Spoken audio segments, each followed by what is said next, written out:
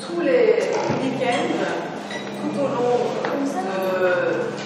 du projet Infinite Village, qui est à la fois un projet artistique, qui est une exposition que vous voyez ici, vous trouve, et qui est aussi l'idée du village qui va accueillir les personnes qui veulent parler des sujets sociétaux, environnementaux, artistiques, et comment les artistes, ensemble avec des citoyens, des scientifiques, peuvent s'échanger, augmenter leur savoir et expérience, et peut-être pour dessiner en fait, un futur commun.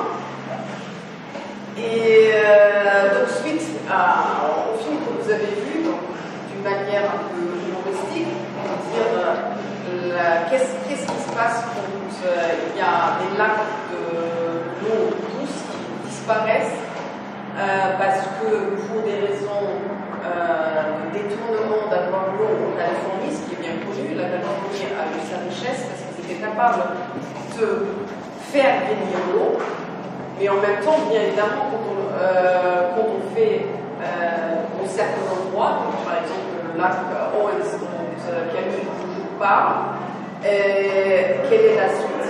Donc là, ils avaient des graves problèmes, des bons en poussière, à un point où ils doivent introduire l'eau. Et en Russie, donc, c'était d'autres constellations. Il y a aussi un lac qui a disparu dû à un effondrement d'une usine de production chimique. C'est juste une manière de parler de ce sujet qui est l'eau, qui est très sensible, tellement essentiel. On sait bien évidemment qu'avec le changement climatique, la problématique de l'eau monte, en fait, partout, à part que l'eau monte, donc on est en Méditerranée, mais même ici, l'eau monte, avec... on va en parler plus en détail avec Julie. Donc aujourd'hui, l'idée, c'est qu'on parle un peu de notre région, parce qu'on sait que d'ici en 2030, il y a un tiers de la population mondiale qui va manquer l'eau. C'est un sujet qui est ultra urgent, à part que la Californie, qu'on vient de voir, brûle. Mais bien évidemment, il y a à la fois la question environnementale, mais après aussi politique. Donc c'est pour ça que je suis bien contente d'avoir quelques personnes ici qui sont venues aujourd'hui pour discuter ça. Donc c'est à la fois Julie Katacheka qui est chercheuse, au CNRS, qui s'occupait en fait entre autres du Rhône, et aujourd'hui elle est animatrice d'une association scientifique qui s'appelle Grec Sud. C'est des scientifiques qui travaillent autour du changement climatique. Il y a Pia Paglia qui est membre de l'association SOS Durand suivante. Donc pour voir et l'expérience sur le terrain, qu'est-ce que les citoyens proposent. Et en plus, il est aussi historien de l'art. Il a notamment publié en 2006 un livre qui s'appelle L'ordre domestique, qui traite en fait, des artistes d'art contemporain des années 1960-70, les prédécesseurs un peu de toute cette mouvance que vous voyez ici, et la question de la ruralité. Et à la fin, moi-même, je suis historien de l'art et commissaire d'exposition. J'anime et je propose ces thématiques chaque samedi ici de discussion. Et moi-même, j'ai un projet qui a commencé qui s'appelle Confluence, qui traite aussi l'eau dans la région et le lien avec la biodiversité alimentaire et cette communauté. Donc ce que je propose maintenant, on a en fait une quatrième personne, c'est Christian Pellicani, qui est élu premier secteur, premier adjoint à la mairie ici à Marseille. Et merci beaucoup d'être là, et merci aussi à sa femme, parce que bien évidemment, ce village veut aussi donner l'opportunité d'avoir aussi ce côté-là, parce que là on avait la Californie, tout à l'heure on va en discuter, bien évidemment, c'est aussi la gestion de l'eau. Et là, c'est aussi une très grande question des régies publiques et autres. Donc, je crois qu'on a plein de matières. Je propose qu'on commence avec d'avoir un peu un petit portrait d'entrée dans la région sud. Et je voulais commencer, en fait, avant qu'on se mette, avec quelque chose que vous pouvez écouter en même temps, faire un peu de... On avait préparé des feuilles avec la côte, et je voulais les distribuer. Et comme ça, vous pouvez vous amuser à voir, à mettre en fait les fleuves, déjà les fleuves, les ruisseaux que vous connaissez en fait dans notre région. Voilà, c'est juste une petite... et comme ça, Julie, en même temps, elle peut parler, donc elle a la gentillesse de venir avec les feuilles. Et c'est une manière aussi, très simplement, de dire, mais est-ce qu'on connaît ce qui nous entoure? Même si, bien sûr, on passe de macrocosme en microcosme, parce que nous, et même en nous, donc c'est aussi une question de nous et la biosphère, nous sommes la biosphère parce que l'eau a plus que 80%, bien évidemment, et aussi en nous. Donc on va distribuer ça, voilà, et voilà, vous amusez. Maintenant, je laisse la parole à Julie Katacek pour dresser en fait une première image. Et puisqu'on est loin, tu as droit, pendant que tu parles, d'enlever ton masque si on garde la distance, parce que comme ça on peut mieux t'entendre.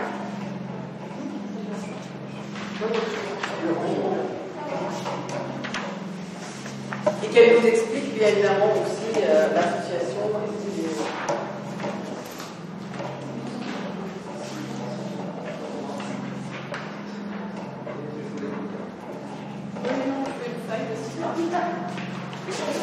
Donc là, bien évidemment, c'est une carte qu'on voit sur les autoroutes. Je disais tout à l'heure, parce que c'est aussi symbolique, c'est ça ce qu'on connaît mieux que nous. Oui, merci pour l'introduction et l'invitation. Je rejoins il y a rapidement l'association Direction. Alors, je pense que personne ne connaît, sinon c'est la même chose. C'est le groupe régional d'experts sur le climat. Par contre, vous connaissez peut-être le GIEC. Tout le monde connaît le GIEC. C'est le groupe intergouvernemental d'experts sur le changement climatique. 193 pays, je crois. Donc, on a le GIEC à l'échelle de la PAC, puisqu'il y a le changement climatique global, et puis chaque région va avoir aussi ses particularités qui font qu'on va avoir les mêmes défis ou impacts. Donc notre travail, on a vocation à centraliser tout ce qui est connaissance scientifique sur le sujet du changement climatique global et essayer de le canaliser sur la région de PACA, donc en termes de réchauffement climatique, mais en termes de tout ce qui va être impact sur l'environnement et la société, puisque ça touche à tous les domaines. Voilà pour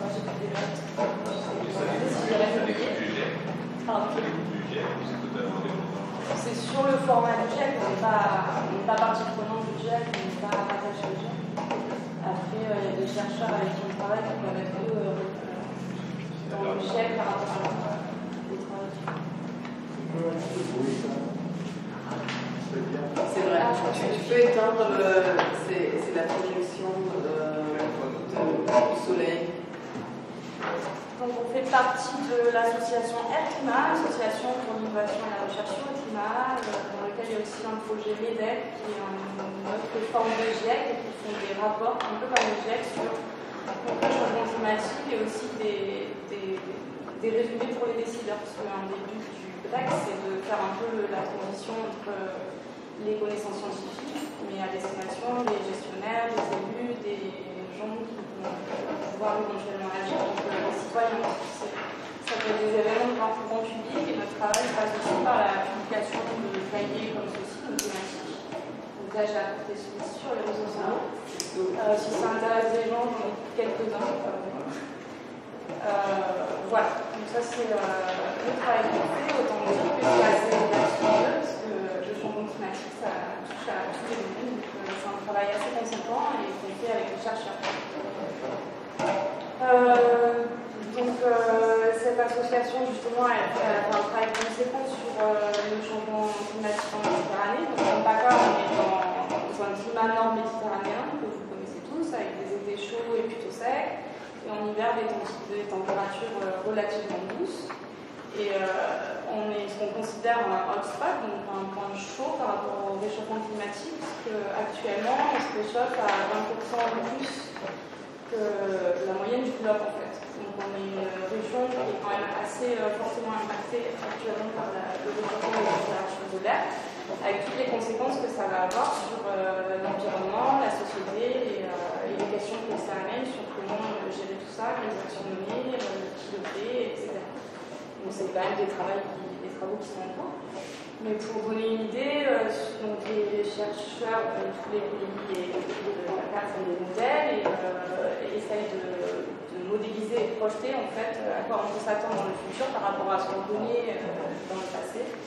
Donc là, pour les projections des connaissances actuelles, on se dirige vers entre 2 et plus 5 degrés à la fin du siècle, ce qui est assez énorme. Pour savoir comment c'est énorme, quand vous avez la fièvre, vous êtes en panique.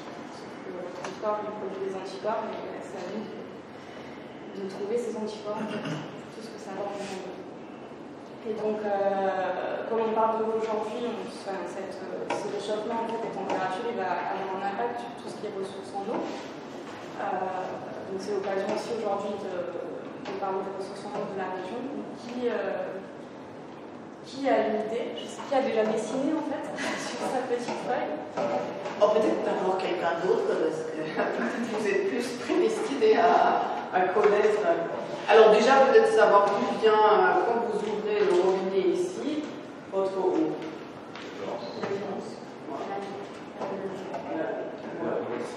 Ça dépend. Si vous êtes sur Marseille, la Durance, moi je suis sur Aix, c'est plutôt Verdun. Ça dépend en fait, à quel endroit. Oui, et par contre, alors quand vous regardez voilà, là il y a la Durance. Est-ce que la Durance va jusqu'à Marseille? Non.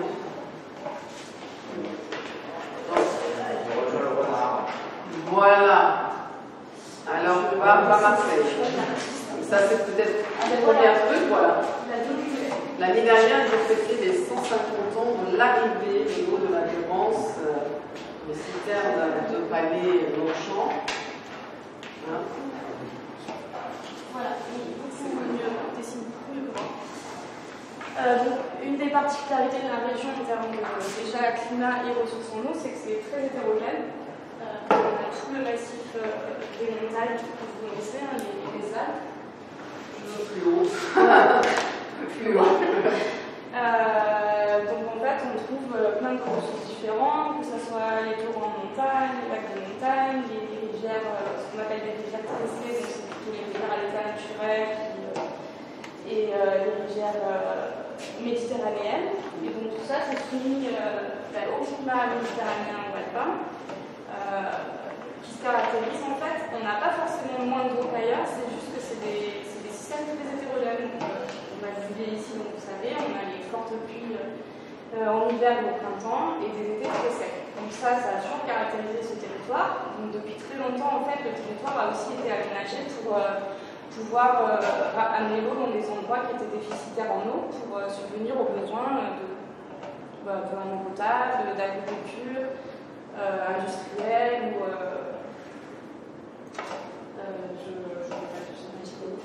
etc. Donc actuellement, là, depuis 1970, la Durance est ultra aménagée. D'après vous, combien ça représente on utilise combien de ce système Durance-Verdon en fait pour subvenir à nos besoins dans la région de manière générale? Parce que ça sert pas que Marseille, on a la Durance qui a été aménagée avec des stockages d'eau qui va pouvoir alimenter toutes les parties d'Agron, de l'Accro, Marseille et puis tout l'arrêt de pays. Pour aller bien l'habitat. Non, c'est vrai que ma question n'était pas très bien posée. En termes de ressources, la Durance-Verdon, combien ça représente de la ressource en eau superficielle qu'on utilise pour nos besoins? Ouais, c'est à peu près 2 tiers. Ça représente à peu près 2 tiers des ressources superficielles. Sachant que les ressources de surface, ça va être à peu près 80-90% de nos besoins, et le reste étant le souterrain, donc tout ce qui est stocké sous terre. Dans notre région, c'est soit des zones karstiques calcaires avec un peu des tunnels d'eau, ou des zones alluviales comme les zones d'assurance ou d'aliment, où l'eau souterraine va être utilisée aussi pour subvenir aux besoins. Et donc voilà, donc on a toute cette partie montagneuse, toutes ces ressources en eau hétérogènes, tout ça, un climat en détail, en l'occurrence, c'est vers 40%. C'est la Durance qui continue et en dessous dans le Verdon. C'est le Verdon qui est dans la Durance en fait.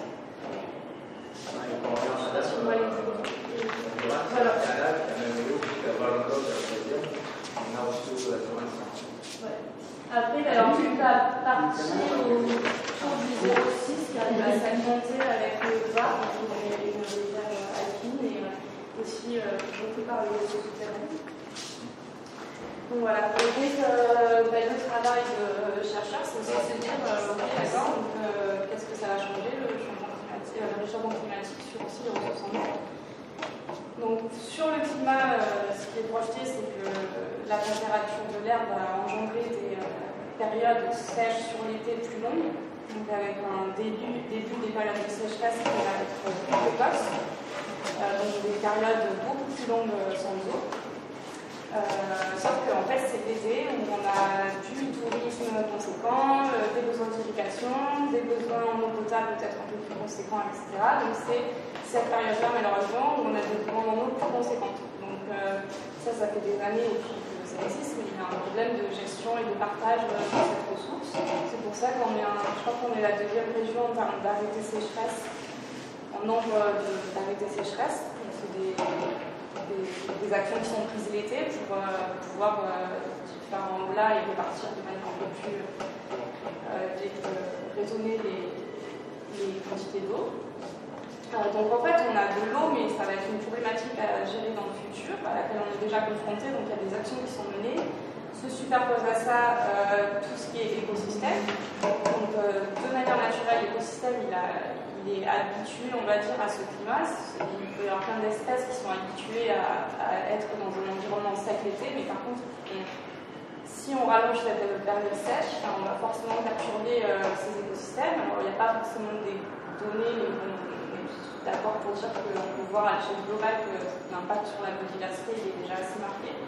Donc je pense qu'on peut s'attendre plutôt à des effets négatifs que positifs. Peut-être aussi là, je ne sais pas s'il y a des personnes qui ont longuement vécu dans un endroit, les gens sont capables d'observer les changements. Oui, et alors l'observation, il y a aussi dans ce genre de recherche, c'est qu'à un moment donné, il faut avoir une période repère pour aussi se dire clairement ça a changé ou pas changé. Par exemple, si on prend le système de l'eau, les pluies, on est dans un système qui change beaucoup d'un mois à l'autre ici, mais aussi d'une année à l'autre. On ne sait pas, sur 2 ans, on va pouvoir se dire cette année il a fait plus chaud, donc ça augmente. En gros, c'est bien d'avoir des périodes d'observation de 30 à 50 ans pour pouvoir faire une moyenne statistique. Désolée d'employer des termes mathématiques, mais pour que aussi ça soit un peu solide, ce qu'on est capable de dire parce que parfois il peut y avoir des effets positifs aussi.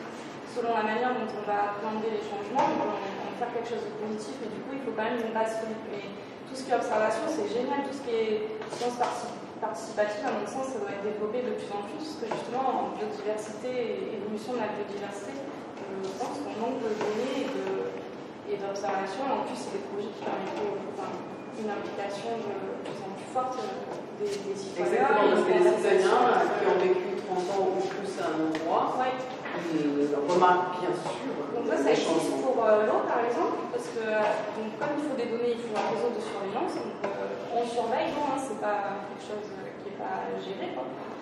Mais donc là on a parlé de la Durance, mais on a un système, on a le Rhône aussi, le Var, donc tout ça c'est cadré, mais après dans les arrière-pays, on a beaucoup de rivières qu'on peut appeler rivières intermittentes, qui vont avoir l'été souvent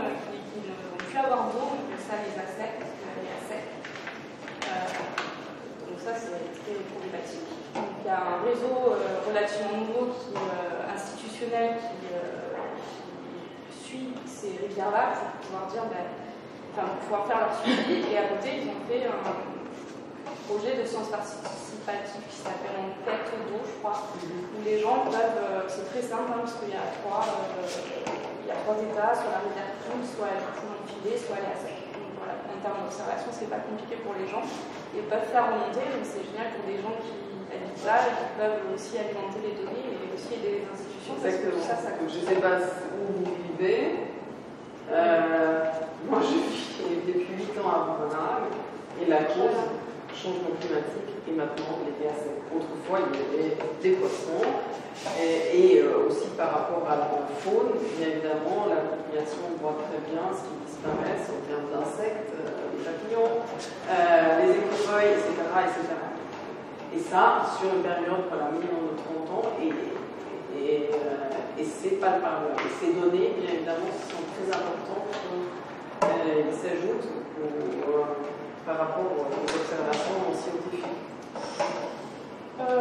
Voilà, dans l'installation, je me suis perdue dans mes notes, mais en gros, dans le futur, par rapport dans le futur plutôt proche, tout ce qui est aussi diminution du manque des jeux, donc moins d'apport et une fonte des neiges plus précoce avec la hausse des températures. Donc, du coup, jusqu'à présent, la fonte des neiges se faisait fin de printemps, début été, donc c'était bien après justement les pluies hivernales. Et si ça commence à se plier, c'est toujours pareil, on va allonger la période de sécheresse l'été. Voilà, et donc je ne sais pas si j'ai fait le tour, si vous avez des questions. Un peu perdu, j'ai essayé de. Non, mais c'est un premier image parce que c'est un petit peu, on va peut-être aller au fur et à mesure parce que voilà, c'est les fleuves, c'est les pluies, c'est sur les zones humides. Les la plus connue, ça va être peut-être pour vous la Camargue, sur les zones humides qui n'ont pas eu un grand succès depuis des années, mais qui commencent il y a des volontés de vouloir restaurer ces zones qui sont ultra importantes en termes de protection du littoral, en termes de protection d'inondation. Donc, dès qu'on détruit des zones comme ça, on impacte le système aquatique de manière très grave. Et voilà, après, du coup, il y a des projets positifs où la Camargue, je pense qu'ils ont bataillé dur, mais justement, ils ont restauré, c'est ce qu'on appelle des solutions basées sur la nature. C'est plutôt que de lutter, c'est de redonner un peu à la nature sa manière de fonctionner. Et donc, ils ont fait des travaux assez conséquents. Il y avait plein d'étangs qui étaient déconnectés les uns des autres, donc de refaire cette connexion hydraulique, de le faire vivre un peu naturellement. Et du coup, il y a un article qui est paru il y a 2 jours, je crois, sur le fait aussi que la biodiversité, on a fait un coup positif, on a des retours d'oiseaux et de poissons qu'ils n'avaient pas forcément vus depuis des années. Donc ça, c'est le côté bisounours. Par contre, derrière, le projet est énorme et surtout en termes de gestion, parce que ça touche la Camargue, par exemple, ça touche à plusieurs communautés d'utilisateurs, donc les chasseurs, les agriculteurs, les pêcheurs, qui n'ont pas forcément tous cette vision-là. Donc je pense que le projet est très compliqué à mener et encore très compliqué à valoriser, mais ils font une forte médiation et je pense que les citoyens, du coup, ils ramènent les citoyens à eux, donc ça fait aussi un élan positif qui est très naturel, mais c'est un très bel exemple de projet de restauration de la nature. Et je pense que je peux finir sur ça parce que ça fait une transition aussi pour Pierre qui lui est dans une association de protection de l'endurance, si on peut dire ça, mais qui a, comme on l'a dit tout à l'heure, qui a un système ultra aménagé pour nos besoins. Donc on peut estimer, peut-être que je me trompe, que sa restauration à l'état naturel paraît complètement idyllique, mais par contre c'est ultra important d'avoir des gens qui se battent pour que l'écosystème soit préservé et amélioré en fait. Voilà. Et puis si vous avez des questions ou autres, je reste à vous. Voilà, on continue après à discuter autour de ça, pour avoir un peu de différentes opportunités par rapport au sujet. Alors Pierre, comment ton engagement a commencé? Voilà, engagement citoyen, à l'eau ou à la Durance. Ça tient au fait que bon, je ne peux pas rester insensible à ce qui se passe en ce moment. Je crois que tout le monde est très d'accord là-dessus. La destruction catastrophique des espèces, on l'a vu encore dans le journal hier, 68% des vertébrés ont disparu dans l'espace d'une trentaine d'années. Je veux dire qu'on est là dans des chiffres qui passent l'imagination. Ça va tellement vite, ça va tellement fort que on ne peut pas rester les bras croisés. Enfin, personnellement, j'ai voulu faire quelque chose. Moi, je me suis tourné vers des amis qui étaient dans la Durance, qui sont un couple de paysans qui ont installé une ferme écologique, biologique, depuis maintenant une trentaine d'années. Donc j'étais tout seul à l'époque, ça a été un combat considérable pour faire cette ferme dans la plaine de Pertuis, dans la région de Ville-de-l'Or. Ce sont des gens qui sont très courageux, qui ont aussi fait des manifestations culturelles dans leur ferme. Ils ont invité des gens, des artistes. Donc ils voulaient aussi faire une sorte de diffusion de pédagogie. Et donc Pierre Follet et François Sivois, ce sont les noms de ces deux personnes, étaient déjà très engagés dans la défense de la Durance. Ils ont pensé que c'était bien, il y a 2 ans, de mobiliser les gens autour d'eux pour une cause qui est très précise. C'est que à cette époque-là, on a appris qu'on devait privatiser les concessions des barrages et des centrales sur le cours de la Durance. Et là, un certain nombre de personnes se sont dit que ce n'est pas la meilleure solution. Faire une sorte de vente à la découpe du capital qu'on a constitué lentement de ces barrages et ensuite demander à ces opérateurs privés qui ont mis de l'argent là-dedans d'avoir une vision qui est une vision d'intérêt public, ça peut très bien ne pas marcher. Hein. Donc forcément, à un moment où, comme Julie vient de le dire, il va y avoir des tensions entre les usagers de l'eau, entre EDF, les agriculteurs, les touristes, le système commercial, le tourisme, etc., il est évident que des gestionnaires privés, même s'ils ont des contrats contraignants, ne vont pas avoir forcément l'intérêt commun en ligne de mire. Et il se trouve que cet ensemble est géré par EDF, et EDF, c'est l'État. L'État est actionnaire principal d'EDF. Donc nous avons 2 interlocuteurs qui sont des interlocuteurs intéressants parce qu'ils ont vraiment un pouvoir considérable par rapport à la dispersion des autres institutions et des autres participants dans la vallée de la Durance.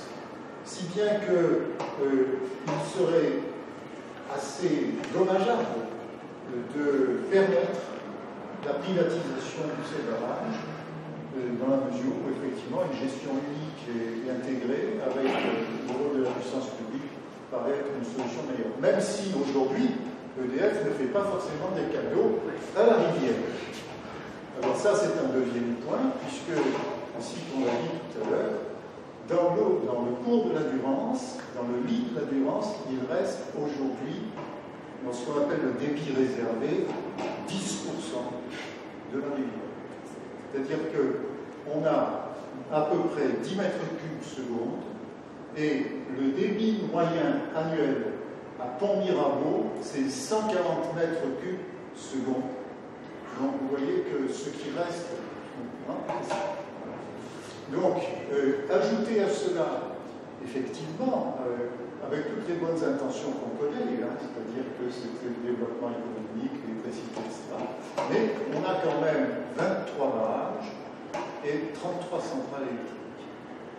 Donc, chaque fois, ce sont des ruptures dans le cours. Donc, un problème pour la faune, la flore, la continuité écologique.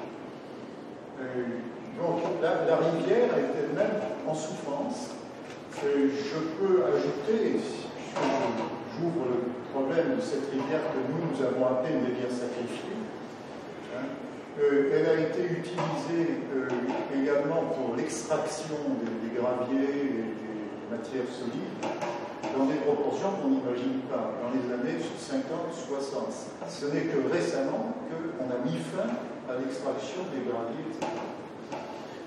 On a utilisé cette rivière en l'encadrant avec des digues pour essayer de maintenir l'eau dans son chenal, empêcher les divagations naturelles. Tout à l'heure, on a parlé d'une rivière de tresse. C'est effectivement le régime naturel de la Durance, c'est une rivière à tresse, c'est-à-dire une rivière qui déplace son lit régulièrement. Si vous mettez des digues, elle devient beaucoup plus puissante, elle creuse, elle a dans son lit un certain nombre de végétation qui s'installe et qu'il faut débroussailler, on appelle ça l'essartage, c'est-à-dire que vous êtes obligé d'entretenir un chenal d'écoulement qui exauce son lit en même temps, parce qu'il y a l'arrivée des animaux qui se mettent là. Ça n'est pas la bonne solution. Aujourd'hui, les gestionnaires le savent. Le discours, qui est le discours officiel, c'est un discours de continuité écologique et de restauration au maximum des éléments naturels de la rivière. Si vous écoutez tous les acteurs, l'État, la région, l'Europe, puisque l'Europe a fait précisément une loi sur les rivières en 2000 déjà, et que ça a ouvert ensuite des applications. Si vous entendez tous ces discours, nous pourrions les tenir et applaudir des tenants. Maintenant, qu'est-ce qui se passe dans la réalité? Les actes. Voilà, c'est les actes qui ne sont pas forcément à la mesure des discours. Bon. Alors, je donnais ces indications sur les difficultés de la Durance. On parle des pollutions agricoles et industrielles, bien entendu. Surtout les pollutions agricoles, il y en a moins, du point de vue industriel, ça c'est baissé. Les pollutions agricoles sont toujours là. Hein. Voilà. Et je dirais juste un chiffre, pour 1 km de rivière de la Durance, vous avez 4 km de canaux ou de structures aménagées. 1 km de rivière, 4 km de canaux et de dérivation. Donc voilà où on en est. On a des acteurs officiels, je vous disais que le discours est un discours qui aujourd'hui est à peu près unanimiste, hein. Il faut restaurer la continuité écologique, il faut redonner de la liberté à la rivière, pour qu'elle puisse respirer, avoir une biodiversité légale, etc. C'est le discours que tient notamment le syndicat mixte d'aménagement du Val de Durance, le SMABD, et avec d'excellentes personnes, une équipe de 36 personnes permanents, avec des ingénieurs, des techniciens, et qui font un travail, on peut dire un travail remarquable, mais ils ne peuvent pas transformer la situation politique, les usages, la pression des différents acteurs. Ils s'adaptent en essayant de faire le mieux possible. Alors je vous donnerai un exemple tout récent. Il se trouve qu'à Cavaillon, on veut faire une zone industrielle. Alors, ça n'est qu'une zone industrielle de plus. Il y a 3000 hectares de terres qui sont de terres arables, de bonnes terres, dans la plaine de la Durance. Il y en a plus de 3000 hectares qui sont menacés de bétonisation en Durance, dans le Vaucluse aujourd'hui. Donc, évidemment, le maire de Cavaillon va dire c'est pas grand-chose, ça fait 50 hectares. Mais le maire de Pertuis est en train de faire la même chose. Et puis, au-dessus, c'est la même chose, etc. Et au fur et à mesure, laisser s'échapper et s'étendre la crue naturellement, évidemment, amoindri. Donc, un exemple de combat que nous avons, nous nous sommes opposés à l'extension, pas seulement nous, mais différentes associations, notamment des associations paysannes, qui luttent contre la bétonisation des meilleures terres agricoles, parce qu'il se trouve toujours que ce sont les rivières qui sont bétonisées, ce sont les plus proches des villes, là où les gens s'installaient parce que c'était bien. Quoi. Bon, donc évidemment, ils ne font pas leurs installations sur les collines, ils vont tout de suite. Voilà. Et ils ne font pas de la restauration de friches anciennes parce que c'est beaucoup plus difficile de gérer des constructions et au coup par coup, etc. Ce qu'on prend, c'est de la terre agricole, elle ne vaut pas trop cher, on s'installe dessus, et voilà, on a gagné, et on fait des villes. Voilà.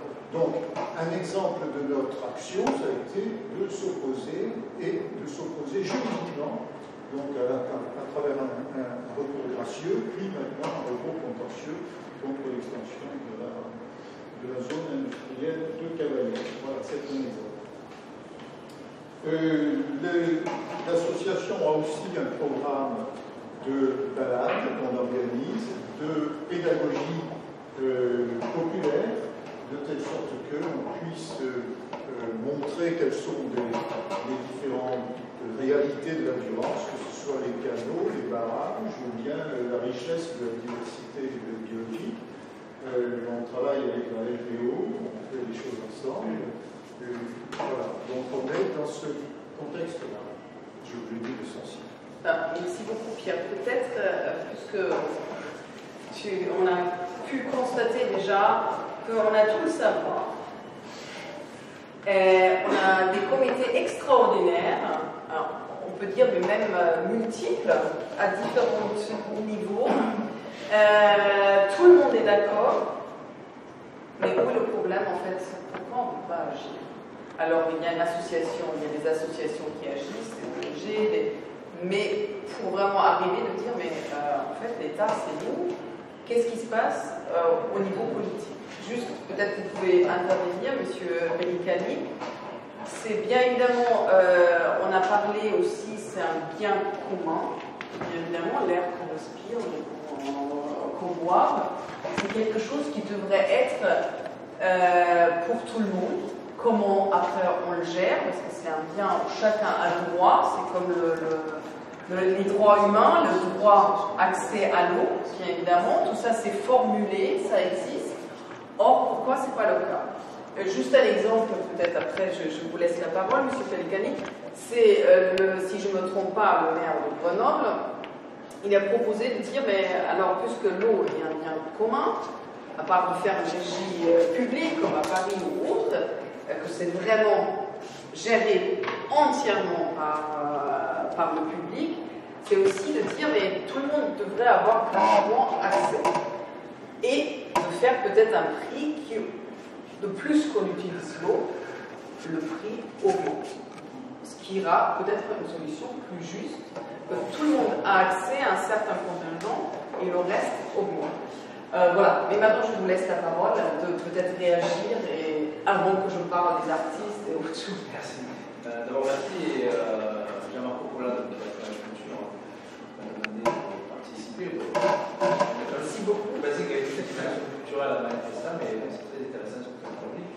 Alors je trouve que je participe avec Robin Commun Paquin, une association à l'organisation de forums alternatifs pour reposer la question de l'eau dans l'espace public et sa gestion. Parce que, le pire qui peut nous arriver, c'est ce que vivent les Australiens avec l'introduction en bourse de la ressource à l'eau, mais marchandise comme les autres, et qui fait que là, d'un côté l'Australie brûle, de l'autre côté les gens qui ont besoin d'eau sont confrontés à un prix prohibitif.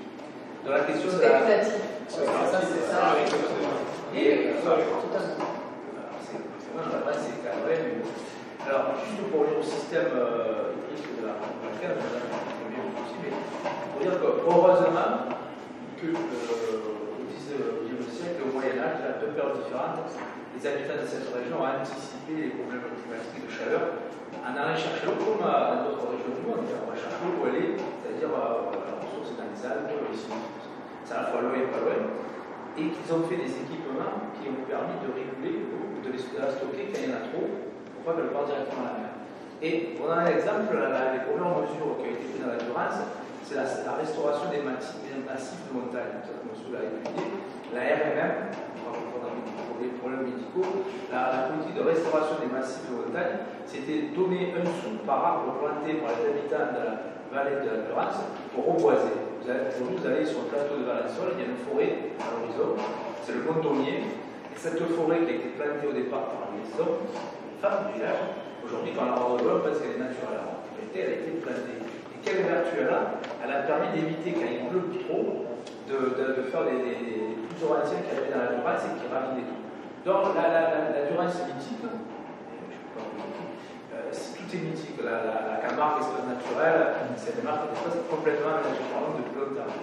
Donc il faut trouver un compromis entre l'aménagement et la respect du lieu.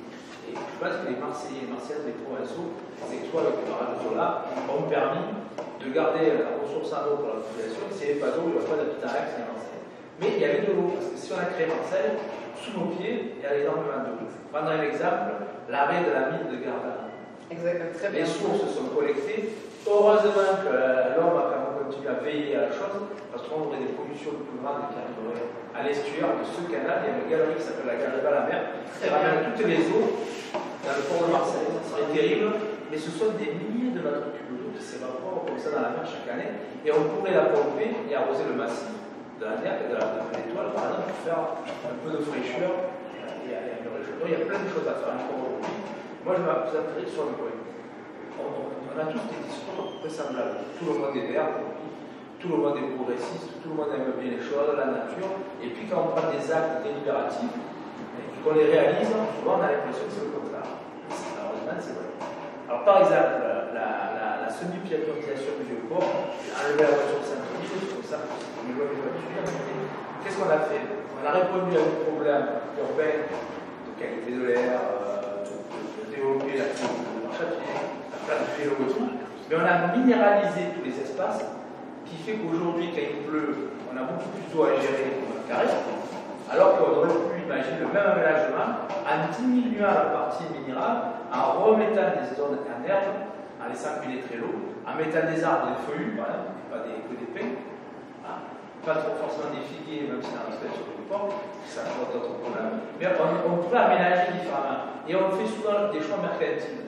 Les pierres du Vieux-Port, les dalles du Vieux-Port, elles viennent du Portugal ou de Turquie. C'est pas des circuits pour.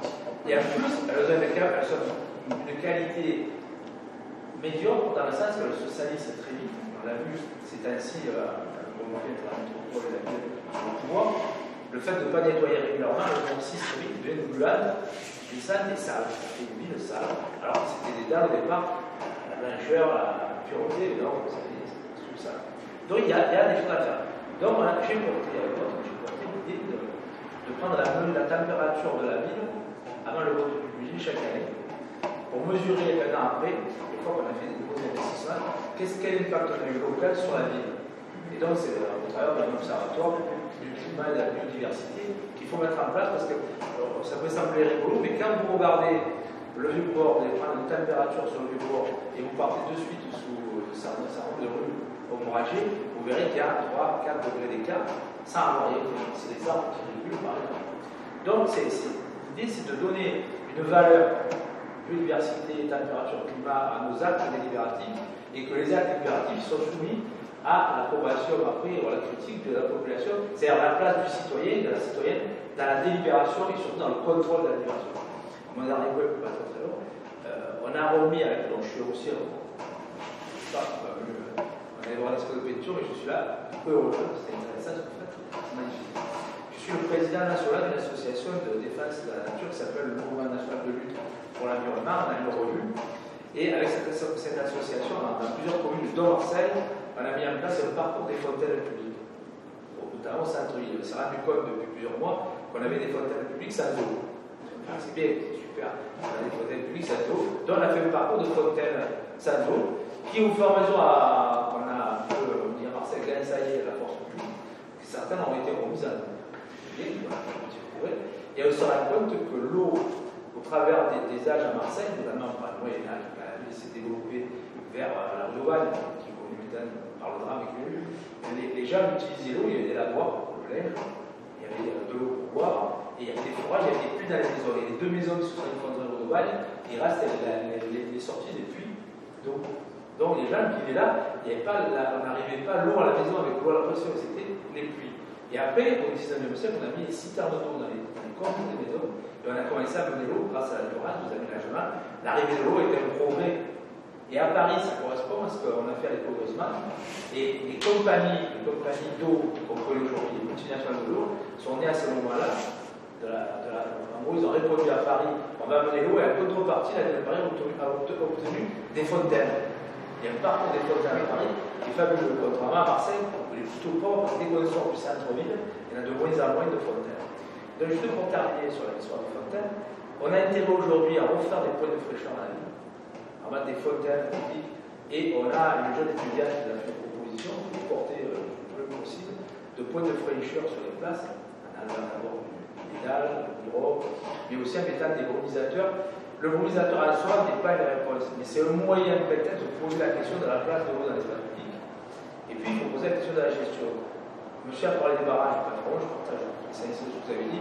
C'est dangereux pour la société humaine de marchandiser ou de changer le code de fonctionnement de la violence pour être un peu d'avis. Il en est pareil pour les Alpes-Maritimes, parce qu'entre 4 et 5 ans.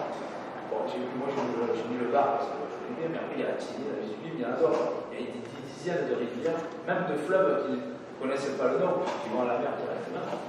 Mais on a un problème, c'est la vente à la découpe de la fusion Suez-Engie, qui a un monopole qu'ils ont récupéré sur la gestion des barrages sur le Rhône.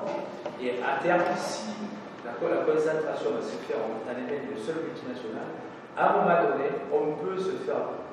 On va perdre la main sur la ressource à nous, comme dans d'autres pays. Et là, on n'a pas intérêt à rester là. Je pense qu'on est tous des citoyens engagés, au moins pour la cité, parce que faire de la politique en direct, ça veut dire s'occuper des affaires de la cité, on ne peut pas la laisser aux autres, et surtout à ceux qui ne sont pas ici, et qui ne voient que le conducteur de l'argent direction. Voilà, donc je pense qu'on a besoin de changer les modes de délibération. Donc moi je me bats avec mes collègues. Alors la dimension culturelle de l'eau, moi je l'ai trop dit, je l'ai sur mon projet de fontaine. Les fontaines à Marseille sont belles. Alors elles sont belles avec le regard du 18e, 19e, où ils ont donné par exemple la femme représente souvent la rivière, les fleuves, le colonialisme apparaît dans les fontaines. Il ne faut pas avoir peur des mots parce que ça correspond à une époque. Mais la fontaine peut être un élément à la fois de fraîcheur, de vie, maîtriser la température des vies, et puis il ne faut pas avoir peur de dire qu'il faut rouvrir les rues, remettre de l'herbe, de la terre, et il y aura moins d'eau à traiter parce qu'on a fait 4 réservoirs souterrains à Marseille en 10 ans pour écréter les jours de pluie. Il y en a un sur la rue de la République, à Saint-Nicarno, on en a fait un après la gare Saint-Champ, un autour du stade de l'Audron, mais un troisième, un quatrième, plus loin. C'est des réservoirs qui sont en capacité de recevoir les fortes précipitations qui lavent les rues aussi. Donc il y a le système d'égout, il y a un clapet qui fait que l'eau part là, ce qui évite d'avoir des drames à centre-ville ou ailleurs. À la Rose, par exemple, là c'était pas inondé, aujourd'hui on a tellement imperméabilisé les sols, le quartier de la Rose pouvait être inondé. Le problème, c'est que cette eau, il faut les vider pour attendre la fin de pluie. Et là, elles ont lavé les rues, elles sont polluées. Donc ça repasse dans la station d'épuration, et ceux qui ont intérêt à marchandiser cette ressource qui est l'eau, effectivement, le traitement de l'eau est payé. Il est payé par notre redevance qu'on a sur notre feuille eau assainissement. On a plutôt intérêt à créer les conditions, ils existent, à les utiliser, mais surtout à faire autrement. Voilà. Donc je crois qu'on a beaucoup de choses à faire, et on a une fenêtre de tir de quelques années pour éviter le pire. Parce que madame, elle ne fait pas de catastrophisme. Rien ne nous dit que le manteau neigeux des Alpes restera le même. Comme rien ne nous dit que la qualité des eaux souterraines ne va pas se dégrader encore. Pourquoi? Parce qu'on fait semblant d'avoir des directives européennes qu'on n'applique pas. La phrase, c'est qu'on a régulièrement et on continue. Voilà. Donc ça veut dire qu'à un moment donné, même une ville comme Marseille va être obligée de durcir son rapport à un certain nombre d'organismes pour faire respecter les règles. On ne peut pas accepter qu'on dise blanc, qu'on fasse le contraire. L'État même déroge au travers des préfets, par exemple, pour ce qui est des eaux pluviales qui doivent être rejetées, qui venant des villes, on a récemment donné l'autorisation de dépasser de 5%, c'est-à-dire que maintenant on a le droit de déverser les eaux sales directement dans les rivières à proportion de ce sol. Tout simplement parce qu'ils ne veulent pas faire pression sur les communes pour refaire des investissements, parce que c'est ponctuel, etc. Alors, on préfère... C'est là de Marseille, vous avez un accent au moins de la province du Nord. On a parlé. Le Black, c'est vrai, la bibliothèque de la Casa, présentation du projet de stade de l'Audron, le nouveau stade de l'Audron. Le maire de Marseille, Jean-Pierre Gaudin, le service de l'État, et une dame très sympathique qui représentait le préfet dans cette parce que le Livonne à côté, et puis surtout parce que l'État, quand des grandes groupes européens ont travaillé de l'argent, il se pose la question que le Livonne est dans la zone inondable. Mais ça, vous pouvez vérifier, j'assume aussi si je suis filmé. Et les gens disent, il y a le Livonne, on va faire, on va encore apporter du béton, construire des immeubles. Et là, le maire de Saint-Marcel se retourne vers la dame qui représente des terres. Vous me réglerez ça, madame, pour rendre les terrains constructibles. La dame est tétanisée, bien sûr, elle n'a rien dit. Et ça s'est réglé comment? Par la bénédiction des services de l'État. Ben, on a fait comme les cités à plus. On a fait des bâtiments, notamment une maison du 3e âge, un hôtel pour les étudiants, des bâtiments et tout. Le rez-de-chaussée, dans le règlement de l'urbanisme, il est réputé inondable. Donc, on ne serait jamais remboursé si on est cru. Donc, on a autorisé la construction d'immeubles en sacrifiant le rez-de-chaussée. Mais comme le rez-de-chaussée a quand même une valeur, on l'a quand même loué, on l'a aménagé, mais les gens ne savent pas qu'ils sont aménagés. Ils n'auront aucune indemnité. Voilà, on a autorisé la construction et on a imperméabilisé des Alors, juste, merci beaucoup pour votre intervention. Si je peux peut-être, avant de partir, donner une petite brèche, comment les artistes peuvent, dans cette volonté de trouver des solutions, agir. C'était, alors, juste 3 choses. Je vous ai dit, alors, traiter l'espace public autrement. Il y a des pluies, donc l'eau de pluie, à la fois que le sol devient perméable, bien évidemment. Vous avez parlé de la plantation. Balançol, c'est un endroit quand même qui est devenu une zone d'expérimentation, l'agriculture sans eau, zéro.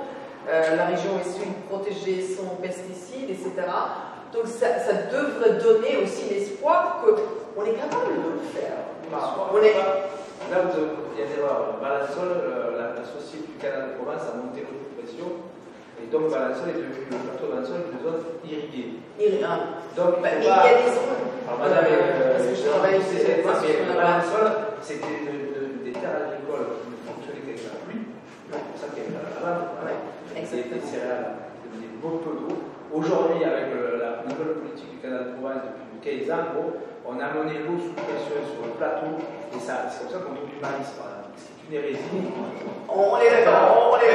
C'était juste, mais il y a des îlots, il y a des associations qui, à cet endroit-là, travaillent dans la bonne direction. Mais c'est juste ce qui était bien aussi dans tout ce qu'on traite, toujours avoir l'espoir que l'image, il y a des manières de faire, il y a d'autres manières de faire et c'est possible. Il ne faut pas attendre en fait, jusqu'à ce qu'il y ait un changement politique radical. On peut agir avant, à différents niveaux, donc soit dans les associations, soit en tant que chercheur, soit politique ou citoyen. Parce que quand vous parlez, le 3e exemple, c'était de redonner aussi l'eau dans l'espace public, c'est aussi qu'on devient conscient. En fait, la première chose, que les gens puissent devenir conscients que c'est une matière vivante, c'est la première dont on a besoin. Et c'est pour ça, par exemple, vous avez parlé des fontaines. Alors, il y a une association qui agit depuis 10 ans dans l'est de Marseille qui s'appelle Riviculture. Leur premier projet, c'était une commande au nouveau commanditaire de la Fondation de France. Donc, c'était un groupe de citoyens qui s'est formé parce qu'ils ont dit on veut rendre visible, vous avez parlé, du Livonne. Alors, sur ton feuille, je ne sais pas. Il faut demander aux Marseillais, mais quel est votre fleuve dans votre ville? J'en suis pas sûre que la moitié des Marseillais connaissent le nom, ni l'endroit où se trouve le fleuve de la Livonne. Pourquoi? Qui vient en Saint-Bourne, qui a toute une histoire magnifique, parce qu'à la fin, en fait, c'est un peu une poubelle et un corps, et bien sûr, une fois qu'il y a les inondations, voilà, tout se mélange, et après, dans la mer. Je caractérise, mais c'est un peu ça, c'est un peu une poubelle flottante qui est là. Donc, cette association a donc, ensemble avec des artistes qui sont ici présentes, Luce et Jorge Horta, créé un chemin de fait. Donc, basé sur des histoires existantes et aussi, bien évidemment, ce qu'on s'imagine pour avoir en fait une approche plus poétique, sensible de l'eau qui arrive. Donc, ils ont fait en fait toutes les stations qui arrivent aussi jusqu'ici au parc Aurélie jusqu'à la fin pour, pendant les années ils ont négocié, avoir aussi quelque chose en fait de symbolique, de dire en fait cette eau est sacrée. Quand vous avez parlé des fontaines, alors moi j'ai commencé l'année dernière à préparer un projet aussi pour la manifeste qui s'appelle Confluence. L'idée c'était de dire on aimerait bien travailler autour de l'eau dans cette région avec des artistes qui sont engagés, donc à la fois l'eau, parce que l'eau bien évidemment nous amène aussi vers la nourriture, donc la biodiversité alimentaire.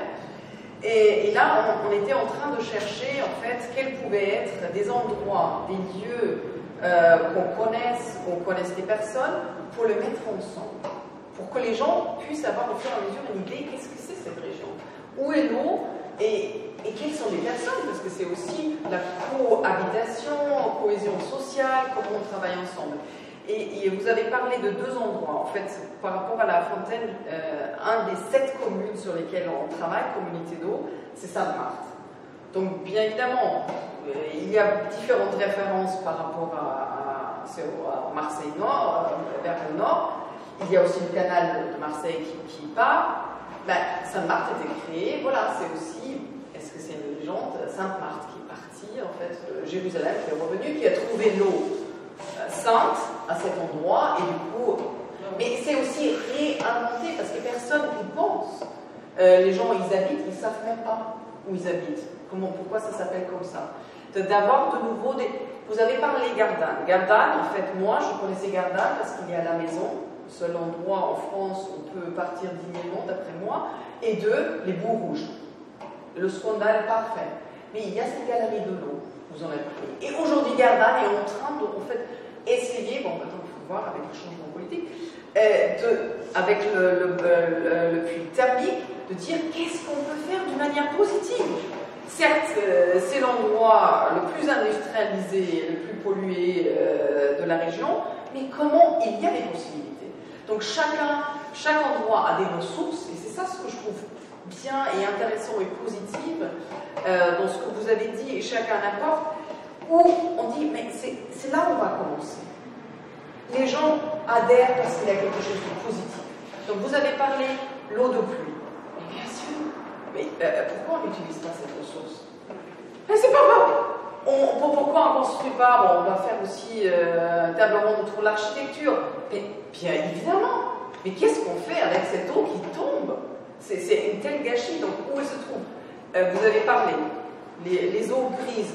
Donc parce que vous avez parlé des lavoirs autrefois. Donc il y a aussi plein de projets artistiques autour de ça. C'était des endroits. Mais cette eau est pas mauvaise. Ça dépend en fait à quel niveau. Pourquoi on ne peut pas l'utiliser? Il y a tellement de ressources. Après, bien évidemment, l'agriculture, les nappes phréatiques. Nous, pour ce projet Confluence, voilà, c'est 7 endroits dans la région.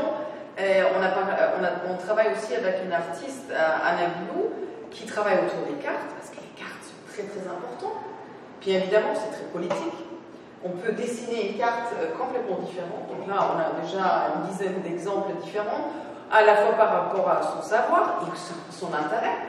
Bien évidemment, une carte ne ressemble pas à la même chose qu'on a un intérêt. Il y a 2 ans, tout d'un coup, il y avait cette directive, vous pouvez m'interrompre si c'est pas tout juste, qui était dit, bon, on va repérer tous les ruisseaux aussi en France, pour ne pas avoir des pesticides dedans. Et là, les agriculteurs, bien évidemment, qui suivent l'agriculture intensive, qui est aussi même imposée, voulaient irradier certains ruisseaux de la carte, bien évidemment, parce que comme ça, on va pas... Exactement. L'hygiène a supprimé tous les rues de RU, en Alpes-Propagée, c'est pas si vous voyez. Le problème, c'est qu'il y a beaucoup de cartes qui ont supprimé carrément les rues, qui permet de ne plus repérer les endroits de concentration de pesticides. Déjà, le chiffre aussi. C'est quoi les rues? Un rue, c'est un caniveau naturel, la jonction entre une pente et une route, voilà, qui a jamais rarement d'eau. Quand il pleut, il récupère l'eau de pluie, il la concentre pour loin, soit dans un ruisseau, une rivière, c'est la nature. Le problème, c'est que le fait de les sortir de la cartographie, quand on change une rue de route de place, une rue, fait qu'il est plus indiqué, ça devient un truc qu'on peut éradiquer complètement. Tu le gommes à l'arrivée, mais l'eau, elle n'a pas la mémoire que le chemin change. Comme le tour de l'endroit et puis le bac d'inondé le zone. Et ce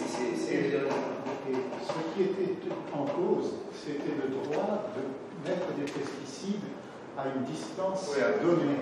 Exactement. C'est-à-dire que la loi prévoit qu'on peut mettre des pesticides à 30 cm, 50 cm, 1 mètre, c'est pas possible.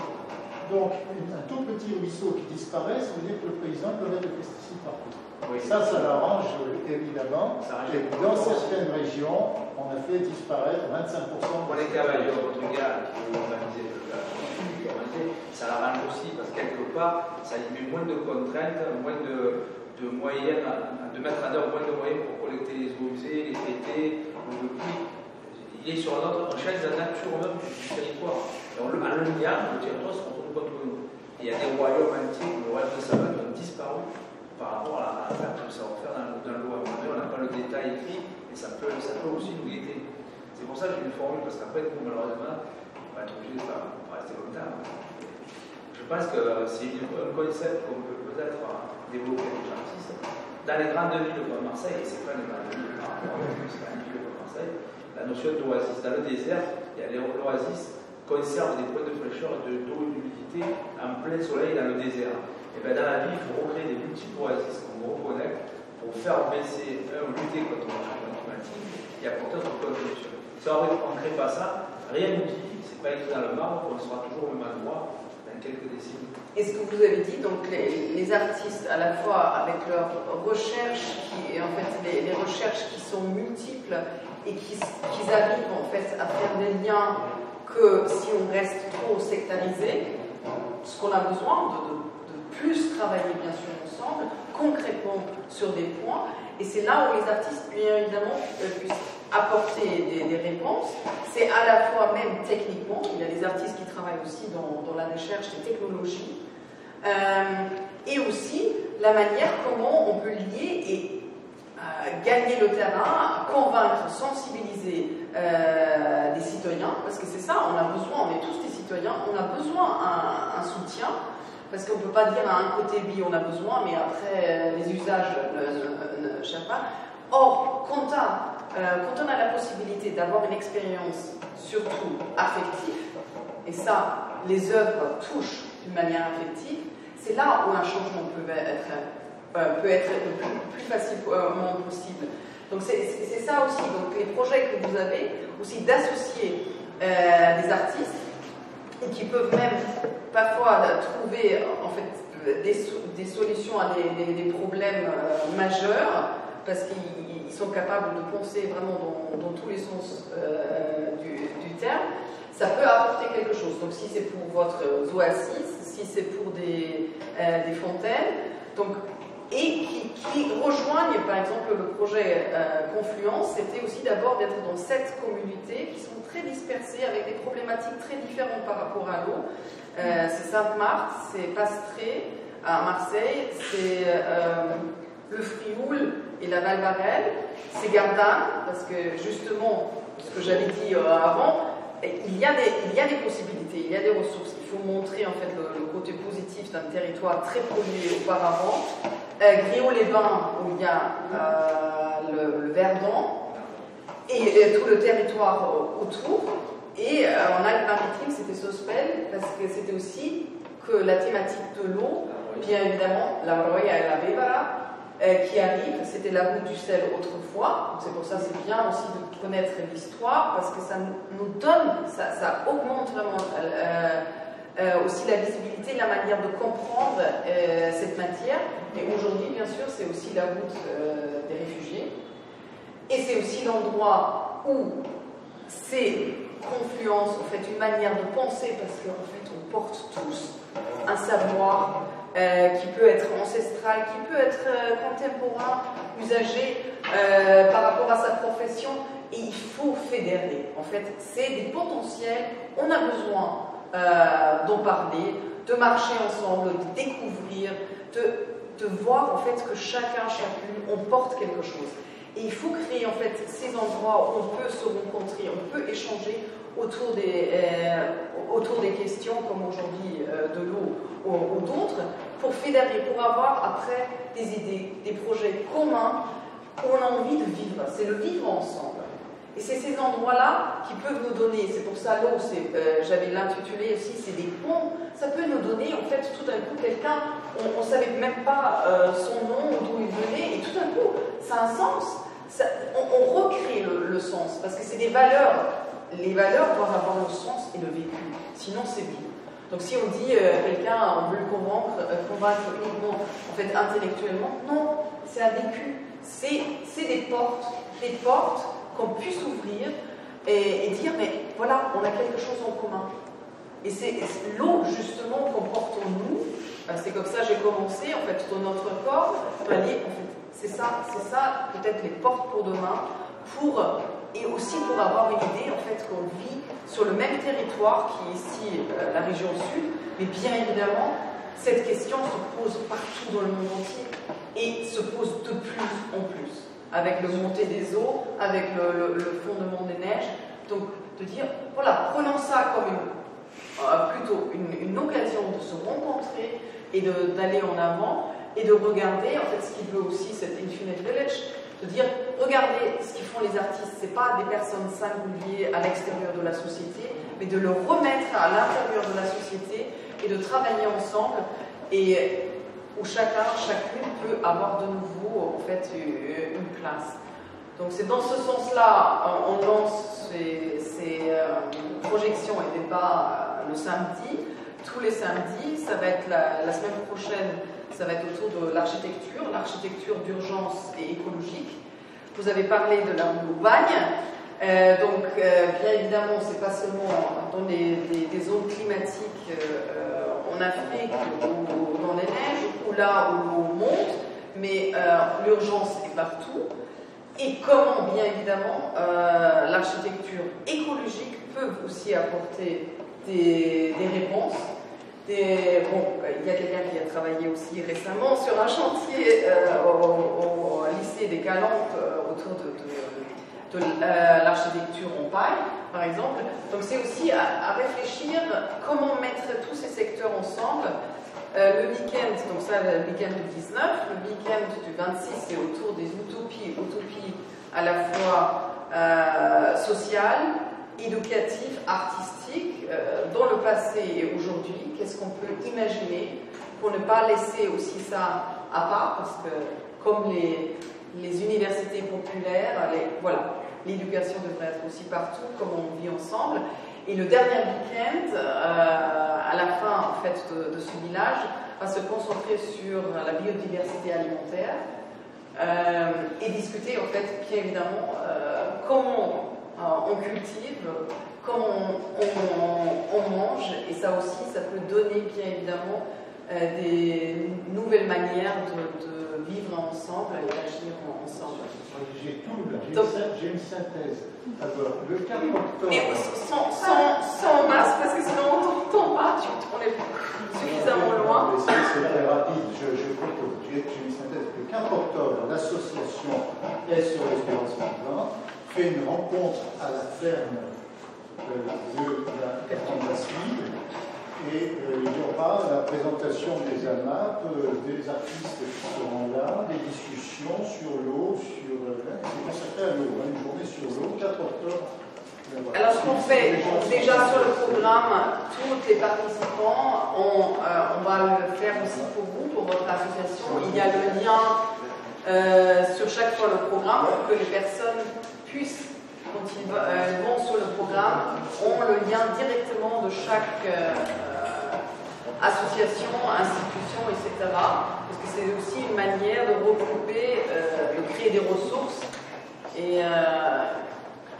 moi, ça peut juste proposer, si j'ai bien compris le principe même de manifesta, il y aurait le fait assez rapide. Non, manifesta, c'est le 1er novembre. Je vois un programme après, parce que ça serait pas. Ici, l'Infinite Village, c'est le 4 octobre. Ici, parce qu'on va préparer un forum de l'eau en mars 2022 à Marseille, un forum alternatif, parce que doit se tenir à Dakar, dans un pays, une ville contraints de parler aujourd'hui, c'est que les gens souffrent de manque d'eau. Et les marchands d'eau vont faire un forum officiel des entreprises de l'eau veulent conquérir l'Afrique, parce que les gens le connaissent. Et donc, dans un pays, on ne va pas y aller, on va faire autrement, on va faire par une vidéoconférence. Dans Marseille, il y aura un lieu où on pourra travailler dans les différents domaines de l'eau. Donc, je vous invite à vous avez vos coordonnées. Ce sera peut-être un moyen de donner une suite à Confluence, pas un objectif aux travaux. Et s'il y a des actes, ici, à la mairie du 27, on est en charge localement, alors on a des démocraties participatives. Et tout ce qui est association, je trouve un moyen de donner à voir ce que vous faites, parce que c'est important. Et si vous avez des œuvres un jour à exposer, il n'y a pas de problème, on pourra en discuter toujours pour trouver les solutions. Super. Voilà. Bon.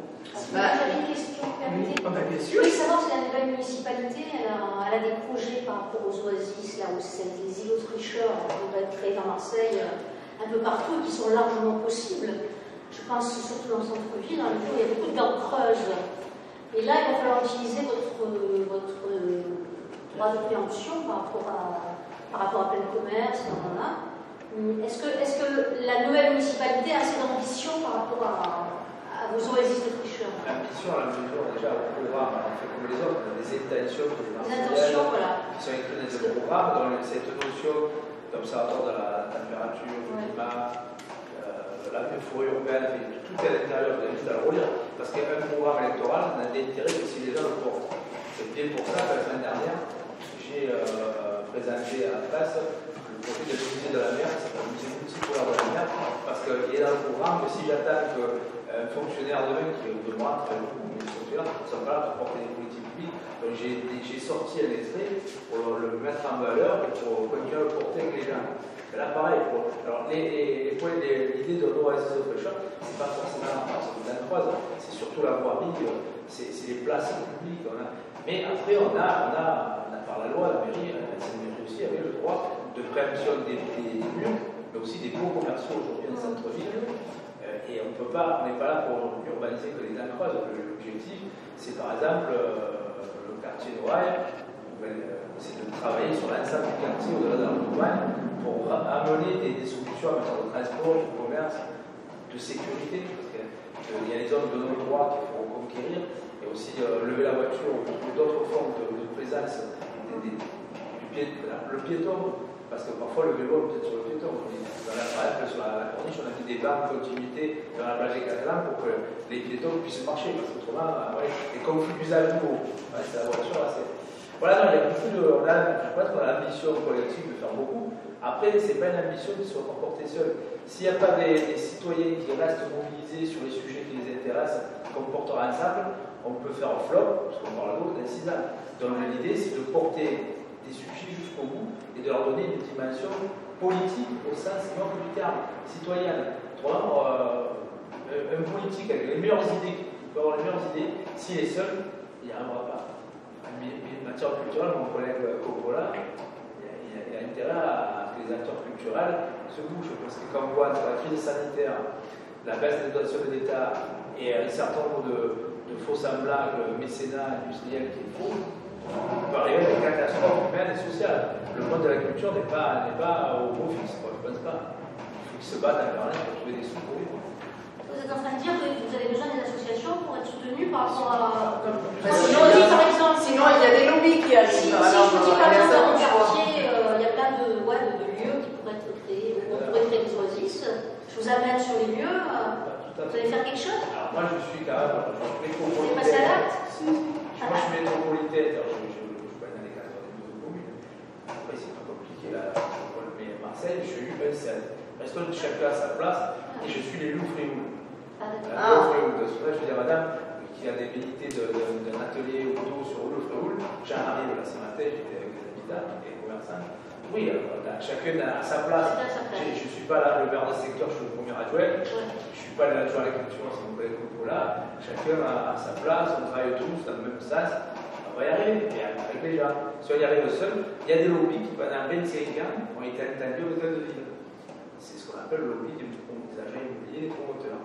Bon, nous, on pense qu'il faut construire des choses dans cette ville, mais on peut le faire dans un autre sens, dans une autre façon, avec l'habitat autre. Mon collègue Barre qui est écolo, il va pas me contredire. On peut construire quand même différemment dans cette ville que ce qui a été fait jusqu'à présent. Il y a quand même le climatique. Les Alsaciens, ils construisaient en regardant d'abord où ils étaient. Voilà. Ben, j'ai un immeuble boulevard Télène, des grandes tours, mais privées. Et ben, l'endroit le plus frais de Marseille, c'est le passage piéton entre l'accès aux voitures, pour monter la voiture, et les couloirs. Pourquoi? Parce qu'il est orienté de telle manière qu'il y a une fraîcheur naturelle. Le passage à la mairie de Marseille, par Boulon, il y a l'Union, ce passage-là, il est orienté de la même manière. Il suffit de regarder l'orientation de ces passages-là. On voit bien que si on prend la température l'été en pleine chaleur, passage Bargelon et Vieux-Port, là c'est pas 3 degrés, il y a 10 degrés d'état. Donc ça veut dire que quand on construit en regardant le milieu, en anticipant les changements, en plantant des arbres, en mettant de l'eau, on peut faire autrement de l'autre côté. Et donc déjà, on a besoin des gens. On n'est pas là pour nous-mêmes, on est là pour nous tous. Et dans nous tous, il y a vous. Moi, c'est mon message. C'est qui alors celui qui s'occupe de quartier? Pour Julien et Réjacent. Alors, pour Julien, il est dans le 6e arrondissement. Oui, c'est ça. C'est Madame Fortin, la conseillère municipale, qui est candidate. Mais maintenant, c'est monsieur. C'est pas, qui est écolo, par exemple. Mais écolo, ça, citoyen, on est tous verts, mais pas forcément être engagé. Mais si vous me laissez vos coordonnées, je vous enverrai ça. Parce que je connais par cœur. Après, il y a 800 000 habitants. C'est vrai que j'en avais 140 foules d'habitants concrets. Mais alors, qu'est-ce qu'ils sont bavards? Oui, on les connaît. Voilà. Ok, merci. Là, je vais laisser mes coordonnées. Alors, on est élu officiellement depuis le 4 juillet 2020. Ça fait 2 mois, quelques jours. Les cartes de visite sont à l'impression, donc l'élu. Par contre, je suis quand même président de mon association, j'ai pris mes coordonnées de l'association. Et à l'année revue, l'association, et c'est le dernier point, je pense que ce que vous avez fait aujourd'hui mériterait un petit article dans cette revue qui est nationale. Alors, il s'appelle Naturellement. Donc, vous avez des coordonnées. Oui, ça serait intéressant de montrer la démarche de confluence. Et on va vous quitter parce que. Et de l'Infinity Village en général. Et de l'Infinity Village qui est le projet général. De planter les graines, de faire justement des conférences, des projections, il travaille avec des artistes engagés. Voilà. Écoutez, en tout cas, c'était très bien. Merci.